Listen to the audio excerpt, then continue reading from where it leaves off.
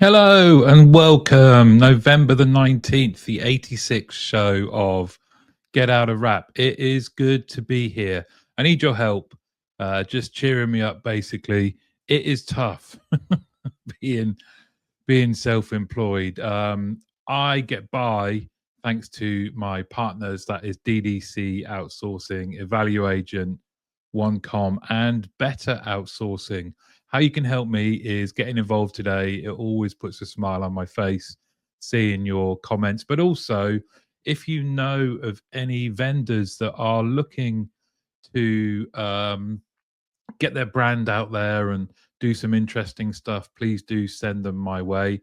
And of course, the other side of my business up there in the top left is the team leader community. So if you know of anywhere where there's team leaders that are looking for a great place to come and chat and learn things and network and have live streams and all sorts, then the team leader community is the place to be. But let's crack on. James is here. Hello, James. How you doing? Now, James is looking for a new role. So why not make use of the networking tab, network with each other, and then let's support each other and keep our eyes peeled for roles that would suit James and all the others that I share. The lovely Marianne from Wales. Good morning, lovely. Good morning to you too. It's great to see you here. Withers Jones, of course, brand new in our industry, doing some exciting stuff. No doubt, if Marianne is involved. So I don't know about you, but where we are, it is snowing this morning. It's coming down and it's settling. The temperature says it feels like -7, and I can confirm from the dog walk this morning that that is pretty accurate. I've only just thawed out. So do keep your comments coming. If they're not showing, I'm not ignoring you. You just need to refresh LinkedIn, and they should show up on my flight deck, as it were. Let's start with our question to get to know each other a bit better. When do you put up your Christmas tree? When do you put your Christmas tree up? It's led to a bit of a debate here in this family because ours has been up over a week, which, I am no Grinch. I love Christmas, but I couldn't believe it when the rest of the family wanted to put the tree up. I had nothing to do with it. Um, However, that's just my opinion. Oh, look at it. Yes. Clayton is here. Morning, all. It's crisp. Now then, Clayton's the most recent guest on the podcast. And on that, Clayton talked about something he's doing that's really cool. It's going to be in January. It's the Future Leaders Club, where he is going to be getting together 10 leaders. If you've seen any of Clayton's stuff, you'll know there's no one better to develop your team leaders. It'll be an intense, valuable session. So do get in touch with Clayton about how you can get one of your leaders on that course. Oh, here another superstar is here. Jordan is here. The most energetic, enthusiastic, knowledgeable young leader I've had the privilege of getting to know because of the team leader community. And Jordan is on the lookout for a new role as well. Good morning, MT. How's it going? Jordan is a superstar. You need to get him in your organization. How's it going? Yeah, I'm good. I, I'm good. I've had a few knocks this week. Well, it's only Tuesday, but yeah, all good. Thank you, Jordan. So Marianne is first Saturday in December, unless the Saturday's the first. Then we do it a week later. Yeah, I'm with you, but I'm severely outvoted in our house. Scott is here. Scott Williams. Hello, my friend. Morning, all. We get a real treat each year. Little full, lot of sap. If you know, you know. And typically they last around 3 weeks. So normally around the first few days of December. Braving it for December the 1st this year. Good for you. Good for you. Clayton. Usually we run around frantically putting up the tree with 3 days to go. Sorry, don't hate. Well, I've gone from one extreme to the other. When I was on my own, that's what I would do. And now, um, for the last 5 years, I guess it has been earlier and earlier. But who am I to argue with my family? If it makes them happy, that's the most important thing. Neris, the wonderful Neris is here. Neris Caulfield. Growing up, it was December the 20th. So now I'll go to the second week of December. I have 8 mates coming to make reeves at mine on the 1st. So they are pressuring me to put my decks up in readiness. We do have a lovely reef on the front door. I do like that. Although I keep squashing it when I take Hugo out. Um, yes, Spencer is here. Spencer Collins. It's already up and running, but my cat is trying to chop the tree down. Yeah, these are occupational hazards if you have pets, aren't they? Baubles, unfortunately, look like balls, don't they? So a certain someone in our house is obsessed with balls, so that is always a concern. I have 3 trees and 40 boxes. It takes 2 full days. My husband gets very cross. Yeah, I think we have 3 trees. There's one upstairs. Bev took one to work. Darren Crook is here. Morning, all. We'll be putting it up in about 1 to 2 weeks' time.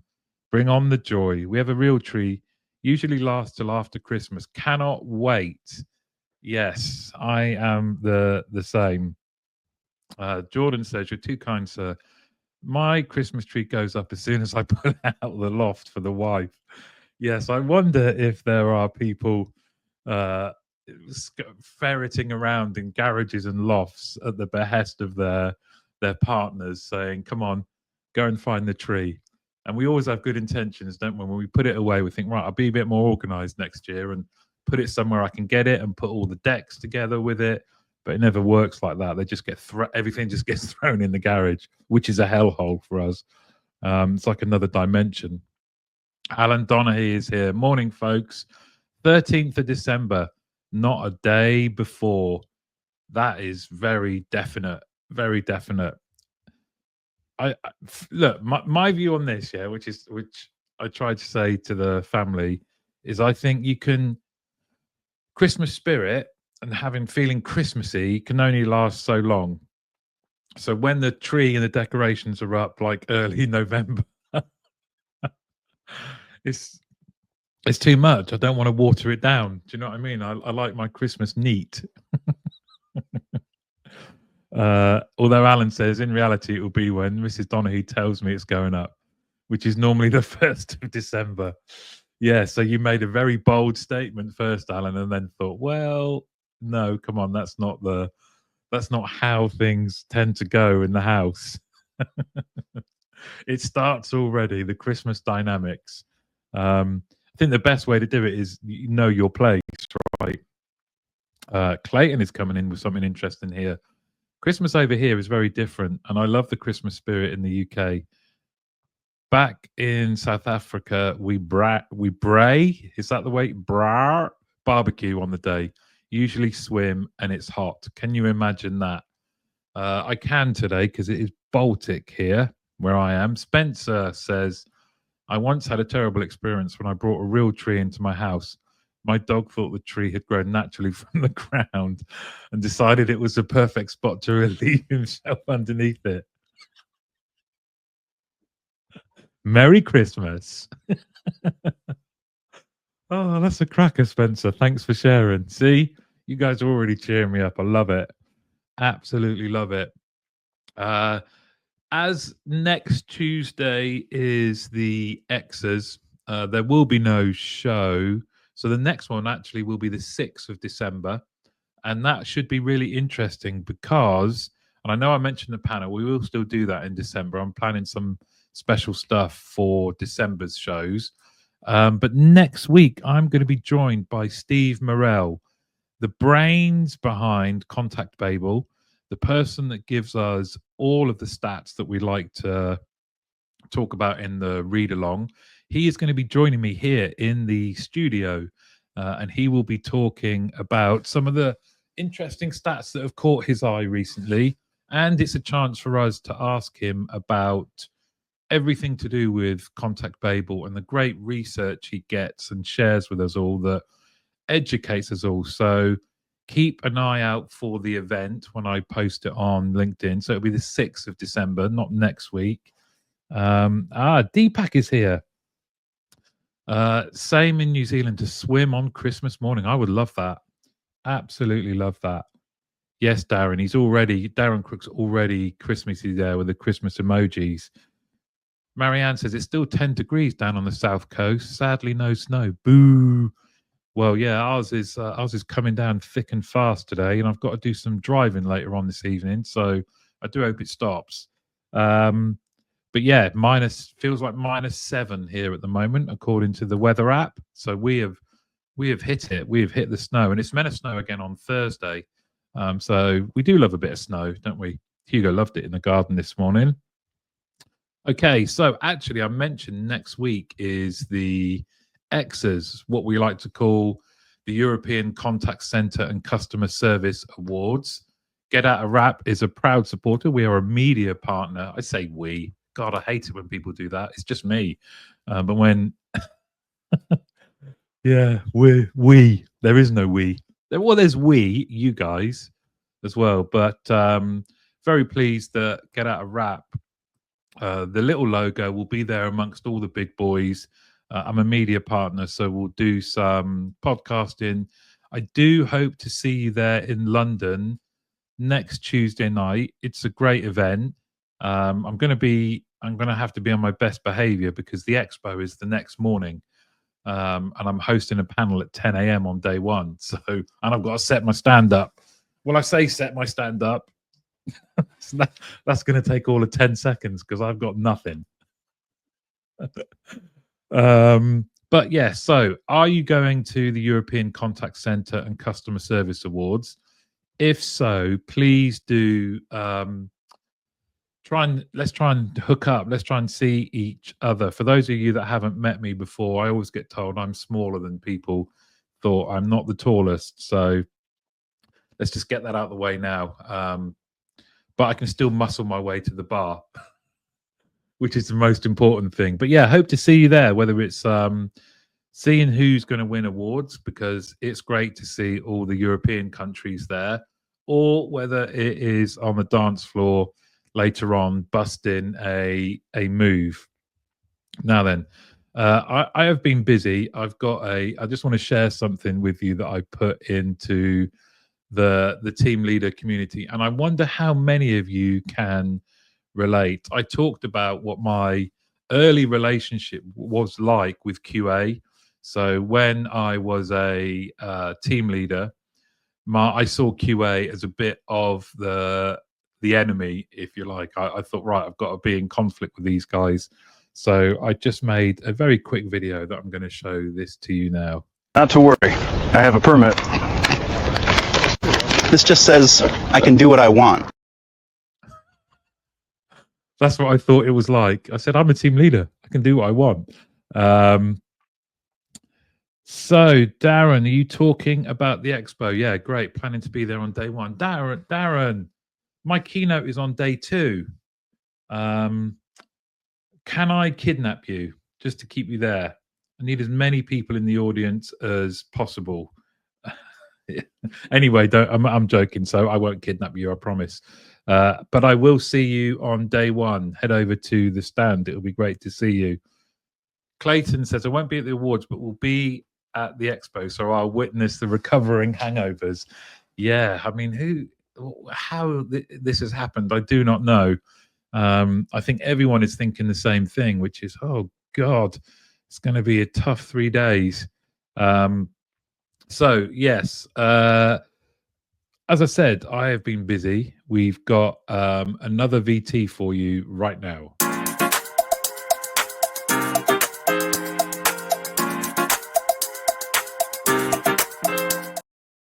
That's right. It's the talking point. And I wanted to get your opinion on this. Are our standard WFM practices with breaks, etc., out of date? Within the community, and for another piece of work that I'll be announcing very, very soon, We've been surveying both agents and team leaders, large numbers, and something that there's so much great stuff that's coming out, which I will share with you over the next week or so. But one of the things was around breaks. In all the time I've been in the industry, there seems to be the same breaks. You've got one early morning, one mid-afternoon, you've got your half an hour for lunch.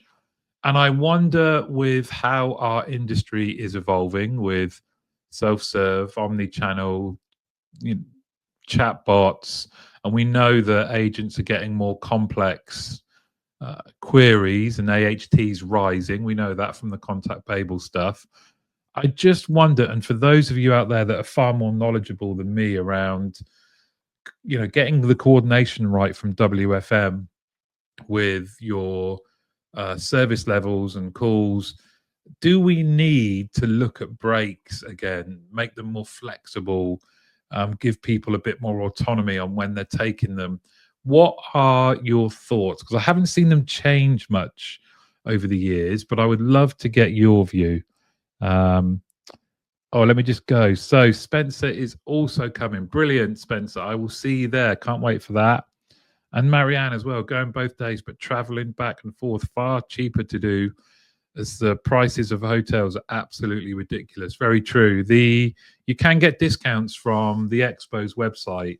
It does point you to some partners that they've got where you can get a discount. So I don't know if that helps.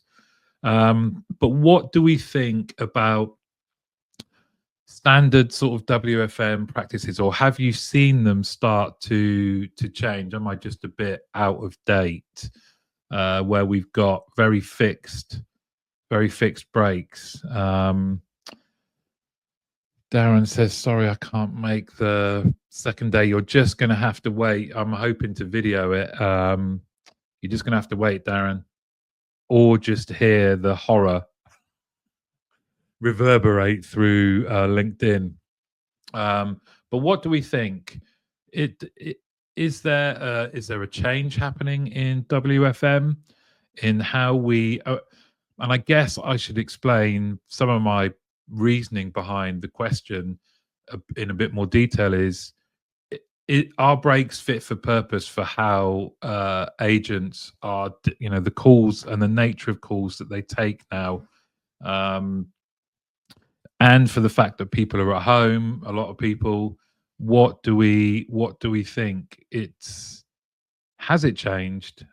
Am I right in thinking it hasn't really, and that we're still stuck on set number of breaks, 15 minutes plus your comfort breaks? What do you all think?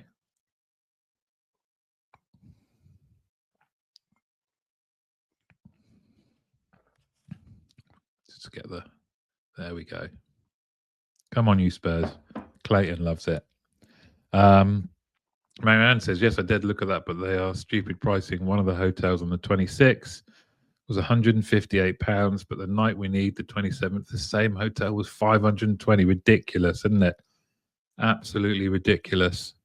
Same room. Ridiculous. What can we do? Okay, Deepak, first comment. Thank you, my friend. There are more and more organizations that are focusing peaks and troughs and getting agents to mirror demand, yet breaks are needed. Also, sometimes mandatory based on industry.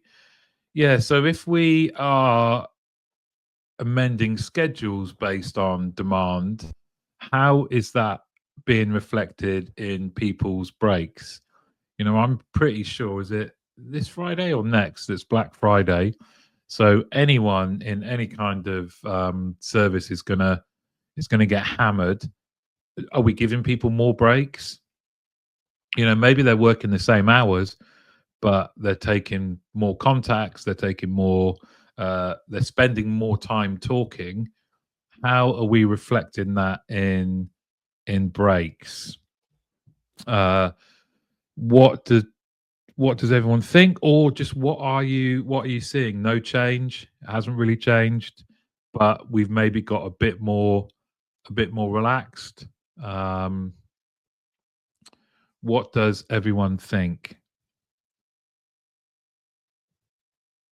I might have chosen the Duff one here for us to talk about. It happens. Come on, I do the show every week. Spencer, WFM brakes are often stuck in the 90s. Time for an upgrade.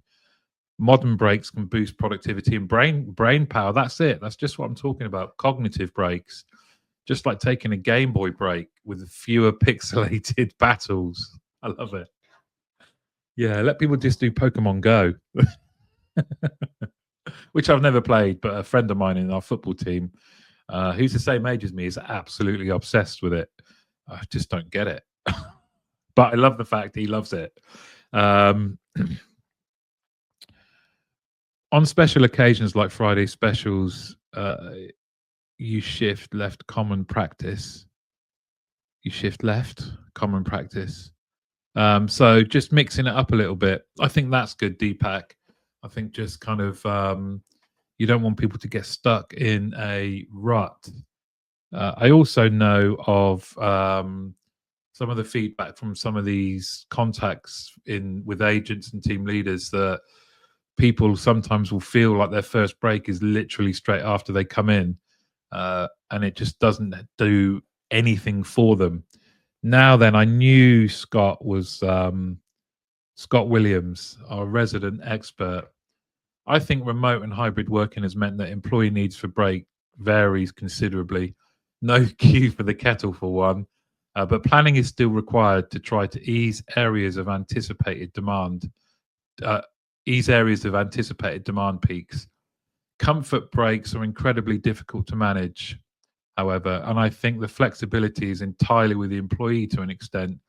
Some tools like QStory have the instant break ability to unwind after difficult calls, which is great. That is great. That is great. Thank you, Scott. Lovely comment.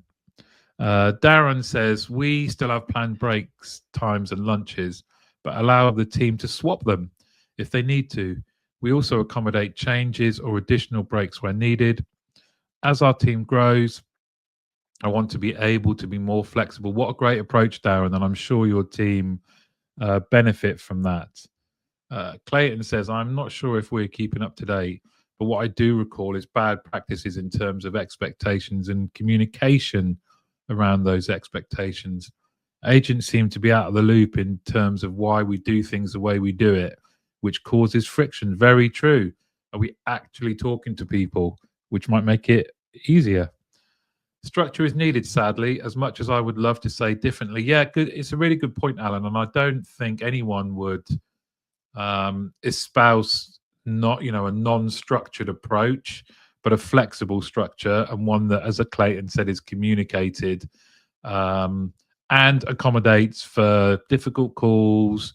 But you're right, yeah, and I don't think we can have no structure because then you wouldn't plan for anything, and customers suffer, and ultimately then everyone in the company suffers.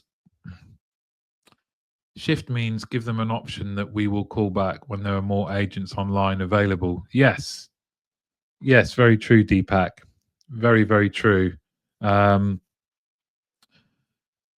some really, really interesting points, and a great example, I think, Scott, of you mentioned QStory there and the instant break. A great example of how technology can help shift the narrative whilst also addressing a common challenge. Here we go. Spencer, how about the team belts out a full karaoke version of YMCA during the break? I hear Japan's been doing it, and frankly, if it's good enough for them, it's good enough for us.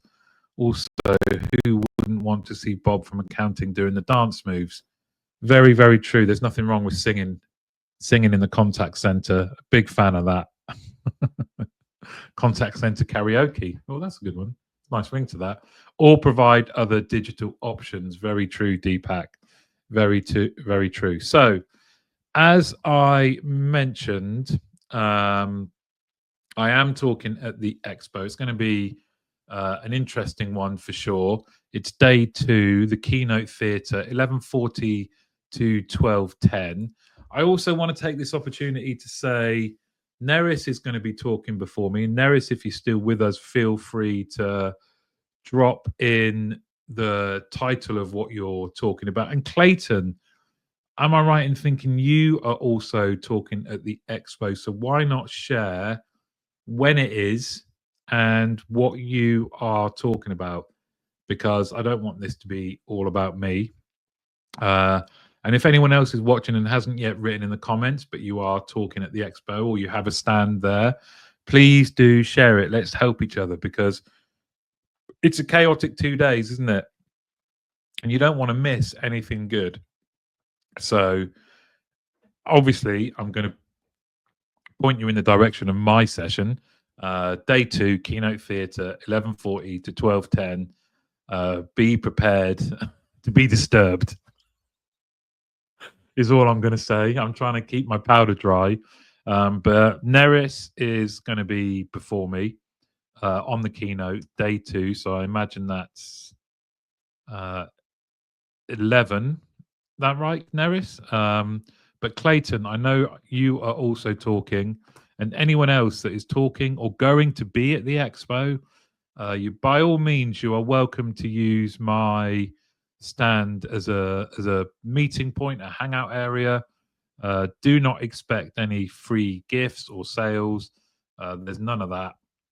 But by all means, you can use it as somewhere to hang out, and it'll be good to see us all face to face. Let me just pick up a few more comments here. We have, for me, where breaks are paid, then the employer gets more of a say with placement and times. So yeah, it's true. Lunch is typically unpaid. I think should have more consideration on employee wants and needs. Nice distinction, that, Scott.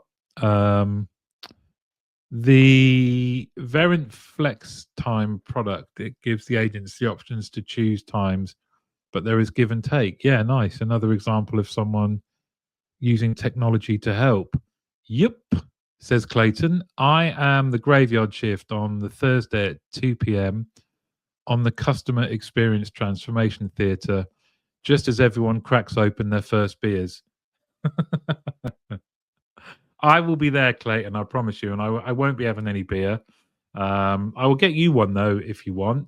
And you never know, if most of your audience is drinking, then surely that's going to be a good move, right? Spencer says, "Can you save me 2 seats for day 2? I'll be there with bells on. Is there any British Sign Language interpreter available for me to follow everything?" I'm not sure. I know David and Hannah and all of the team at the expo are really keen on making the event inclusive and accessible to all. I did mention it to them, Spencer, when me and you first spoke about it. I'm not sure if they've done anything. I will chase them up for you and ask. Oh, hello, Andrew. It's good to see you. We'll come and watch the show on the 28th, Martin. Me and Andrew used to work with each other. He was my boss. This will be a time, Andrew, when you are pleased I am no longer part of the organization. I can guarantee you that. It's going to be interesting to say the least. But it'll be great to see you, and thank you for coming. Now then, part of the show you all love. I mentioned that Steve Morrell will be joining me on December the 6th on this show, because it is time for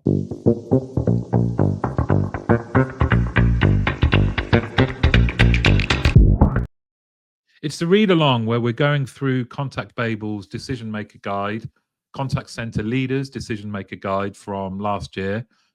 There is a request out right now. You've probably had an email about it from Contact Babel to complete the survey for next year. And when I was excuse me, when I was speaking to Steve about the coming on the show, he did mention, could I shout out and say, if you would like a copy of the report, All you've got to do is complete the survey. You've seen how extensive it is, right? So it is going to take 10, 15 minutes, something like that. However, that's worth it to be able to see what's going on in our industry. So go to Contact Babel. There should be a link there to complete the survey. The more people that complete it, the better the data. But let's get cracking. And I've got a few slides to go through. So let's. This is the proportion of agents using home, hybrid, or centralized at work model by contact center size. And they're all extremely similar. Can't really see any great difference there. Maybe hybrid, so large contact center at 60% and small at 49%. But let's look at the average. So you can see 25% of agents are fully in the contact center, 55% are hybrid, and 20% are fully at home. So quite a change, obviously due to the pandemic, but as the pandemic goes further and further in our rear view mirror, you wonder the extent to which we can keep talking about that. But interesting, please do comment on anything you think here that is worth calling out. Does it validate what you see, or has it changed? Now, talking of change, let's look at this. So the proportion of agents home working from 2019 to 2024. So 2019, 57% of agents were not working at home. If you compare that to now, so this really is the impact of the pandemic. So look at 2020. There were none in the none section. Whereas if you look at 2024, 79% of the respondents said more than 50% of their agents were working at home. What a seismic shift that is. And I do wonder whether there are long-term implications to this in terms of future talent. So people that have joined our industry post the pandemic are more likely to be working from home. And are they? Is the lack of exposure to their team a negative when it comes to thinking about how they're going to stay in the industry? Certainly for people that might have the same kind of personality as me, I don't think I would have stayed in the industry if I was working from home as an agent. It was working with the team that made it worthwhile.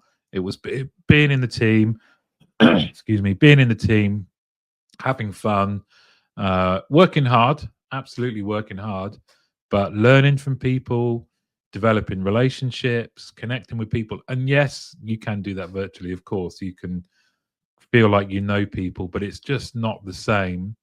It will be very, very interesting to see what this looks like next year, because there has been a shift back, hasn't there? Do you know what percentage of disabled agents are represented in this chart? I don't, Spencer. It's not specifically called out in the in this section.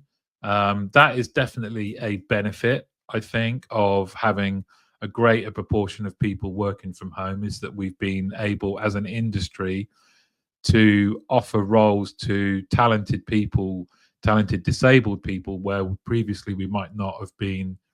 It might have been trickier to do so. As I mentioned, Steve Morell is going to be on the show on the 6th. So we will, once he's gone through and we've had a chat, there'll be a part for questions. I think it would be a great question to ask him is there going to be a specific section that talks about this part of our employee group, right?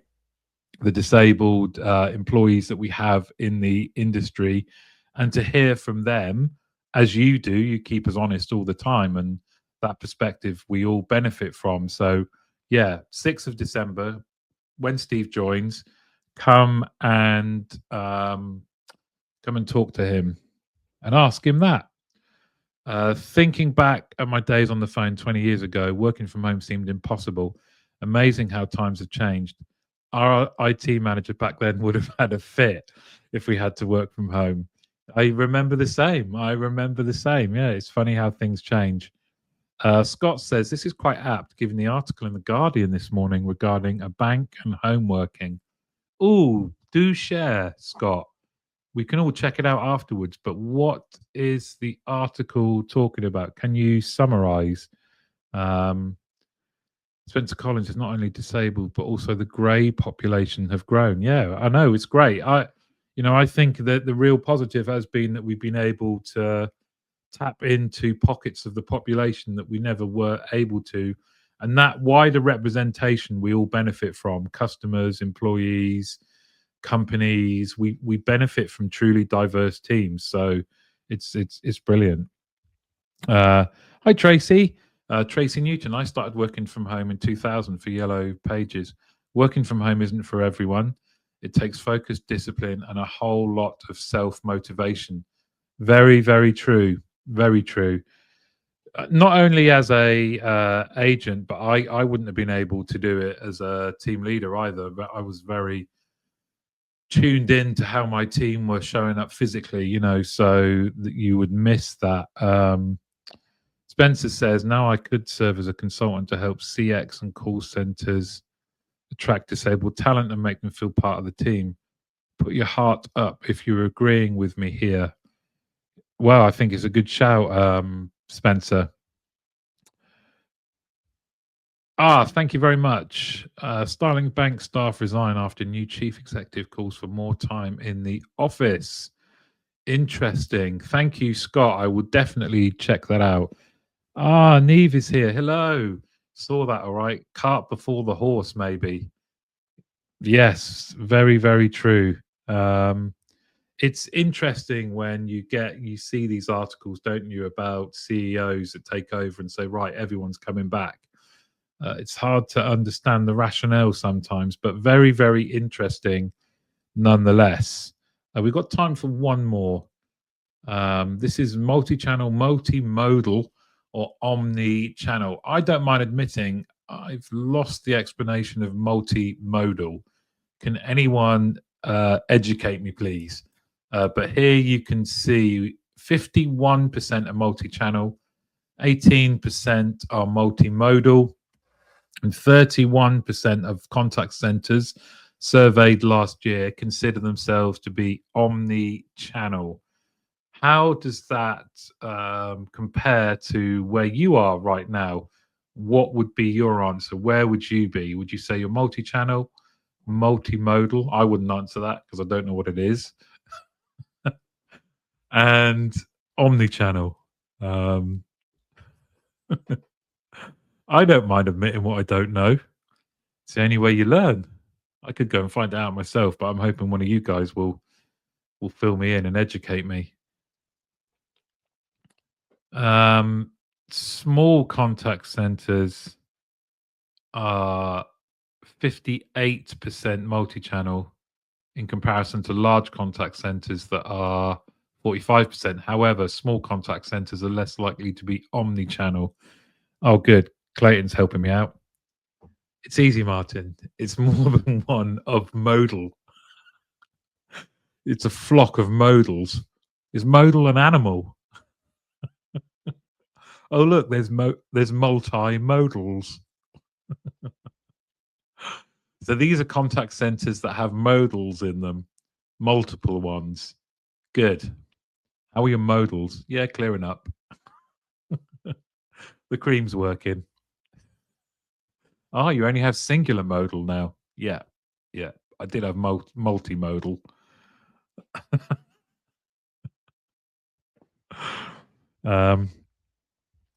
Here we go, Neve. Thank you. You're saving me from my wittering.